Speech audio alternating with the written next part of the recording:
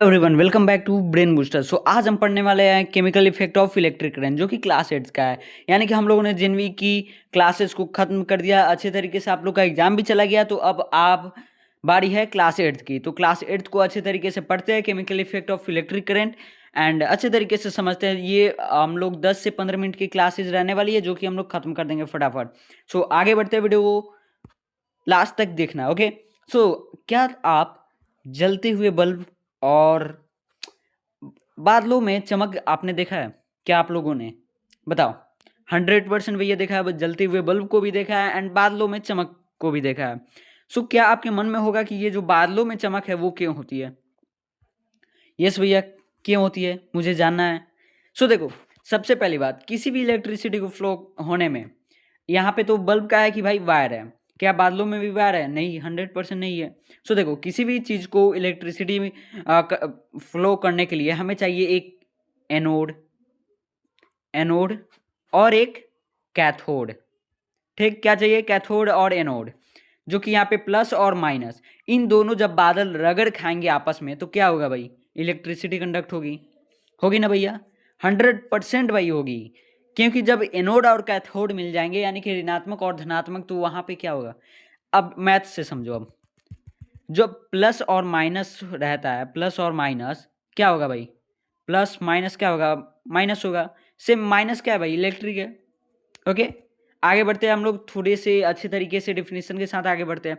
Electricity can pass through some liquids, यानी कि विद्युत धारा कुछ तरल पदार्थों से होकर गुजरती है। अब वो किसके साथ गुजरती है? नींबू के रस, आपने देखा है, लेमन जूस, साथ ही साथ सिरका, विनेगर, ये सारी चीज़ें भी है। जो तरल पदार्थ विद्युत को गुजरने देते हैं उन्हें चालक कहते हैं। यानी कि जो लिक्विड्स अलाउ करते हैं इलेक्ट्रिसिटी कंडक्ट करना, पास करना, तो उसे क्या कहेंगे? Conductor. Okay, liquid that do not allow electricity to pass called insulator. यानी कि जो तरल पदार्थ विद्युत को नहीं गुजरने देते हैं उन्हें कुचालक कहते हैं, यानी insulator. When electric current passes through a liquid, chemical reaction may take place. जब विद्युत धारा किसी तरल से गुजरती है तब रासायनिक अभिक्रियाएं हो सकती है। तो इसे क्या कहते हैं? इसे कहते हैं chemical effect of electric current. यानी कि कोई तरल पदार्थों से होकर जब गुजरती है कोई भी इलेक्ट्रिक, तो क्या होगी भाई? उसे क्या कहेंगे? तो chemical effect of electric current. Okay, अब ये देखो, ये क्या है? ये क्या है? एक पानी आप मान सकते हो। ये क्या है भाई? क्या है इसमें? देखो, आई थिंक ये जो वाटर हो गया यहाँ पे, ये यहाँ पे वाटर हो गया।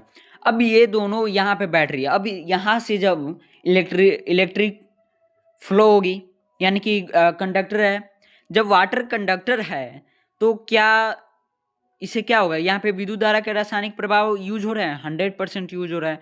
ये क्या है? ये क्या है? सल्फेट आइकन, सल्फेट आयंस है। फिर ये क्या है? कॉपर आयंस है। ये क्या है? इलेक्ट्रोलाइट हो गया। ये क्या है? कॉपर इलेक्ट्रोड, ये ब्रास इलेक्ट्रोड। ओके, यानी कि ये प्लस हो गया और एक ये माइनस। इतना आप समझ लो। जो विलेज से है उन्हें पता होगा कि एक ठंडा और एक गर्म होता है वायर में। सेम यहाँ पे क्या होगा? अगर अच्छे तरीके से हम लोग पढ़े तो एक प्लस और एक माइनस, यानी कि एक एनोड और एक कैथोड, और यहाँ पे सल्फेट आयंस हो गए। तो जब ये दोनों मिलेंगे तो क्या इलेक्ट्रिसिटी फ्लो होगी? 100% भैया होगी। ओके, अब आगे बढ़ते हैं।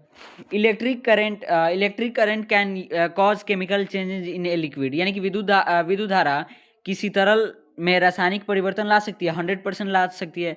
बबल्स ऑफ गैस में फॉर्म एट इलेक्ट्रोड्स, यानी कि इलेक्ट्रोड पर गैस के बुलबुले बन सकते हैं, 100%। The colour of the solution में चेंज, यानी कि घोल का रंग बदल सकता है। ए न्यू सब्सटेंस में बी फॉर्म्ड, एक नया पदार्थ बन सकता है, 100%। ए सॉलिड सब्सटेंस में डिपोजिट ऑन इलेक्ट्रोड्स, यानी कि इलेक्ट्रोड पर ठोस पदार्थ जम सकता है, 100%। ये आपने लेमन जूस, इसमें क्या इलेक्ट्रिसिटी कंडक्ट होगी, फ्लो होगी? 100% भैया होगी। सिरका 100% उसमें भी होगी। विनेगर उसमें भी होगी भैया, उसमें भी होगी। ये आप जो भी पढ़ा रहे हो वो बेसिक है, इसलिए आप इसे मत समझाओ, ये आपके मन में होगा। आप बस क्वेश्चन 2-3 करा दो, बस वही बेटर है। इलेक्ट्रोड किसी तरल के चालक होने की जांच के लिए परिरक्षक का उपयोग किया जाता है, ये सबको पता है भाई। ये देखो, ये जितने भी हैं 8th क्लास के, वो आप जेनवी की प्रिपरेशन करने टाइम पढ़े हो ना। The ends of tester can dipped into a liquid are called electrodes. देखो, जब हम किसी भी विद्युत की जांच करते हैं तो आपने टेस्टर एक देखा होगा, जो कि बोर्ड में लगाया जाता है कि वहाँ पे इलेक्ट्रिसिटी फ्लो हो रही है या नहीं। देखे होगे, उसे क्या कहते हैं भाई? टेस्टर कहते हैं। Electrodes are usually made from metal और कार्बन। इलेक्ट्रोड सामान्यतः धातु या कार्बन के बने होते हैं। जो इलेक्ट्रोड्स, वो किसके बने होते हैं? धातु और कार्बन के बने होते हैं। One electrode is connected to the positive terminal and the other to the negative terminal. Yes, एक इलेक्ट्रोड धनात्मक टर्मिनल और दूसरा ऋणात्मक टर्मिनल से जुड़ा होता है। 100%। विद्युत धारा का चुंबकीय प्रभाव क्या है भाई? Sometimes the current is too walk weak to light a bulb. कभी कभी धारा इतनी कम होती है कि बल्ब भी नहीं जलता है। आपने कहीं देखा होगा, सुना होगा कि फेज उड़ गया है। फेज उड़ने का मतलब क्या है भाई? वहाँ पे इलेक्ट्रिक जो करंट है वो इतना कम हो जाता है, वीक हो जाता है कि जो बल्ब भी नहीं जलता है। In such cases a compass needle can detect the current. देखो, अब जब आपने देखा होगा लाइट काटना, उस टाइम पे क्या किया जाता है? करंट को पूरा तरह से खत्म कर दिया जाता है, जिससे बल्ब भी नहीं जलता है, कहीं भी करंट नहीं आती है। ओके, ऐसी स्थिति में कंपास की सुई धारा का पता लग सकता है। यानी कि कंपास की सुई धारा यानी कि क्या है उस टाइम के बिजली में? When current flows the compass needle deflects. जब धारा प्रवाहित होती है, कंपास की सुई मुड़ जाती है। जब धारा प्रवाहित होगी तो कंपास की जो सुई होती है वो मुड़ जाती है। ओके, देखो अब कैसे होता है। ये बल्ब हो गया, ये प्लस, और ये क्या हुआ? माइनस। अच्छा देखो, ये कंपास हो गया। जैसे जिस दिशा में इलेक्ट्रिक रहेगी उसी दिशा में ये घूम जाएगा। जिस दिशा में बिजली रहेगी, जिस दिशा में करंट फ्लो होगी, उस दिशा में ये घूम जाएगा। ओके, ये क्या हुई? एक इलेक्ट्रिक बैट जनरेटर मान सकते हो या बैटरी। इससे बल्ब जल गई। एक हो गया कैथोड यानी प्लस, और एक एनोड। ठीक, एक ऋणात्मक और एक धनात्मक। ये धनात्मक और एक ऋणात्मक, ये दोनों जब रहेंगे। अगर देखो, अगर मान लीजिए हम यहाँ से बैटरी से निकल रहा है, यहाँ पे एक कट लगा दिया जाए, क्या बल्ब जलेगा? नहीं भैया, नहीं जलेगा, क्योंकि दोनों का जुड़ा हुआ बहुत ज़्यादा जरूरी है। ओके, विद्युत लेपन। विद्युत लेपन वह प्रक्रिया जिसमें एक धातु की परत दूसरी धातु पर चढ़ाई जाती है। Electroplating is the process of depositing a layer of one metal to on another. यानी कि जो एक मेटल हो गया, ठीक, उस मेटल पे दूसरे चीज को लगाया जाता है। जैसे आपने देखा होगा साइकिल की हैंडल किस की होती है? लोहे की होती है, लेकिन उस पे क्या एक परत चढ़ाया जाता है जो कि स्टील का होता है या अदर कुछ होता है, एल्युमिनियम, ये सब। आपने लोहे का कुछ देखा होगा, वो सिल्वर कलर का, उस पर क्या किया जाता है? प्लेटिंग किया जाता है, जिससे वो लगता है सिल्वर। आपने नकली गोल्ड देखा होगा, उस पर क्या किया जाता है? एक प्लेटिंग किया जाता है जो नकली गोल्ड होती है, जिससे लगे कि हाँ वो असली है। इससे आप मान सकते हो। ठीक, आगे बढ़ते हैं। विद्युत लेपन का उपयोग क्यों किया जाता है? इसे जंग लगने से भी बचाया जाता है, यानी कि रस्टिंग से भी बचाया जाता है। अपीयरेंस ऑफ ऑब्जेक्ट, यह वस्तुओं की सुंदरता बढ़ाता है। मतलब कि किसी भी चीज़ को अदर एक प्लेटिंग करके उसकी सुंदरता बढ़ा दिया जाता है, या थोड़ा मतलब कि ड्यूरेबिलिटी बढ़ जाती है इससे। Chromium plating used on taps and car parts. यानी कि क्रोमियम लेपन नलों और कार के भागों में किया जाता है। जो क्रोमियम है वो साइकिल में भी किया जाता है भाई। साइकिल का जो हैंडल होता है उसमें भी क्रोमियम लगा रहता है। सोने का लेपन आभूषण पर किया जाता है। वही जो मैंने बताया, नकली जो गोल्ड होता है उस पर किया जाता है। कंडक्टर क्या है? ये substance that allows electricity to पास।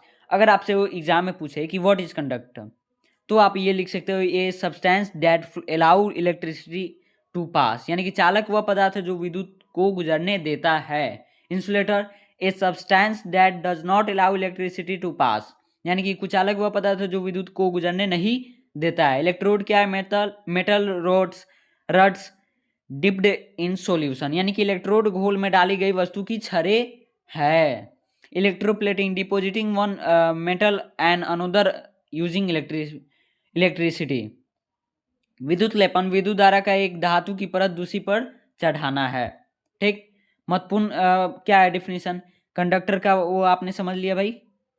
अब देखो, अब एक क्वेश्चंस की बात करें, व्हाट इज इलेक्ट्रोप्लेटिंग, तो इसका आंसर हो जाएगा electroplating is the process of depositing a thin layer of one metal over another using electricity. विद्युत लेपन वह प्रक्रिया है जिसमें विद्युत की सहायता से एक धातु की पतली परत दूसरी पर चढ़ाई जाती है।